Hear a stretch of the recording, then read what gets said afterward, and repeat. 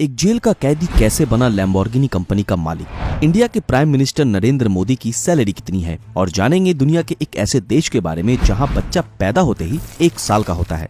Number 1 दोस्तों, तंबाकू काफी जानलेवा और घातक चीज है। ये बात तो हम सभी जानते ही हैं, लेकिन अगर मैं आपसे कहूँ कि इसी तंबाकू से एरोप्लेन्स का फ्यूल बनाया जाएगा तो आपको शायद मेरी बात पे यकीन ना हो, लेकिन दोस्तों ये बात बिल्कुल सच है। वैज्ञानिक एक ऐसे फ्यूल को बनाने में जुटे हैं जो कि तंबाकू की मदद से बनाया जाएगा और जिसे किसी भी प्लेन में इस्तेमाल किया जा सकेगा और इस फ्यूल की कॉस्ट भी काफी कम होगी। फ्रेंड्स, इस तंबाकू का नाम है सोलारिस, जो कि बिल्कुल निकोटिन फ्री है। वैज्ञानिकों के मुताबिक इस फ्यूल के इस्तेमाल से पोल्यूशन भी 75% तक कम होगा।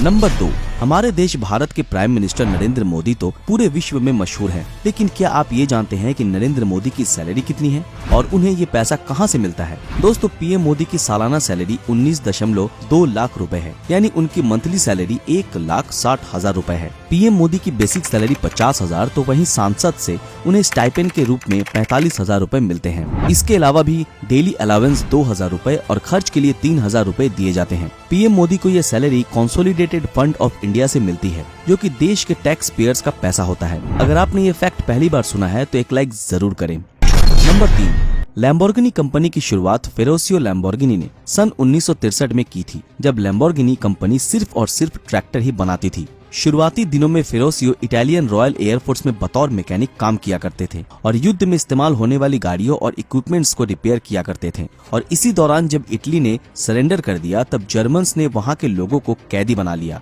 जिसमें फेरोसियो भी शामिल थे। जेल से बाहर आने के बाद उन्होंने अपनी कंपनी की शुरुआत की और देखते ही देखते उनकी कंपनी इटली की सबसे फेमस ट्रैक्टर मैन्युफैक्चरिंग कंपनी बन गई। फेरोसियो के स्पोर्ट्स कार का काफी शौक था और इसलिए उन्होंने फेरारी की कार खरीदी, लेकिन उसमें उन्हें क्लच की प्रॉब्लम महसूस हुई और अपनी शिकायत लेकर जब वो फेरारी के फाउंडर एंजो फेरारी के पास गए तब एंजो ने उनकी बेइज्जती कर डाली और तब फेरोसियो ने ठान लिया कि अब वो दुनिया को बता देंगे कि असली स्पोर्ट्स कार कैसी होती है। और तब से ही लैम्बोर्गिनी कार्स को बनाने का सिलसिला शुरू हुआ। आज लैम्बोर्गिनी दुनिया की सबसे बेहतरीन कार्स बनाने वाली कंपनी बन गई है। तो फ्रेंड्स, दिल में अगर जज्बा हो तो हर चीज मुमकिन है। नंबर 4, अगर मैं आपसे एक सवाल पूछूं कि जब एक बच्चे का जन्म होता है तब उसकी उम्र कितनी होती है? अब आप लोगों को लग रहा होगा कि शायद मेरा दिमाग खराब हो गया है, क्योंकि बच्चा तो अभी अभी पैदा हुआ है, तो उसकी उम्र की बात कहां से आ गई? आपका ऐसा सोचना बिल्कुल सही है, लेकिन दोस्तों, साउथ कोरिया में जन्मे बच्चों के साथ थोड़ा सा उल्टा होता है। क्या आप जानते हैं कि साउथ कोरिया में जन्मे बच्चे को पहले दिन ही 1 साल का मान लिया जाता है? पर ऐसा क्यों? तो गाइस, इसके पीछे का रीजन ये है कि वहाँ के लोग ऐसा मानते हैं कि बच्चे ने जन्म से पहले 9 महीने माँ के पेट में गुजारे हैं और इसी लिहाज से साउथ कोरिया में जब कोई भी बच्चा पैदा होता है तो उसे 1 दिन का मानने की बजाय 1 साल का मान लिया जाता है। क्या आप इससे पहले ये फैक्ट जानते थे? अगर नहीं तो एक लाइक जरूर करें। नंबर 5, गाइज, अब मैं आपसे एक और सवाल पूछता हूँ।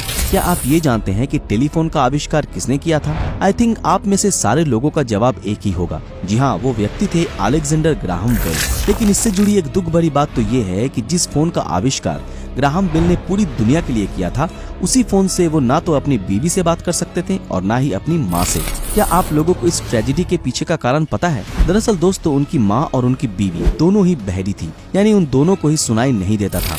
नियति भी कैसे कैसे खेल खेलती है। नंबर 6, आजकल के समय में इलाज में इतना पैसा लगता है कि कोई भी बीमार होने से पहले 10 बार सोचता है। साथ ही साथ आजकल के डॉक्टर्स के फीस भी इतनी ज्यादा है कि लोग उनके पास जाने से डरते हैं। लेकिन अगर मैं आपको इंडिया के एक ऐसे डॉक्टर के बारे में बताऊं जो कि आज भी मात्र 10 रुपए में इलाज करती हैं, तो शायद आप लोगों को मेरी इस बात पे यकीन ना हो, लेकिन दोस्तों ये बिल्कुल सच है। उस डॉक्टर का नाम है डॉक्टर नूरी परवीन।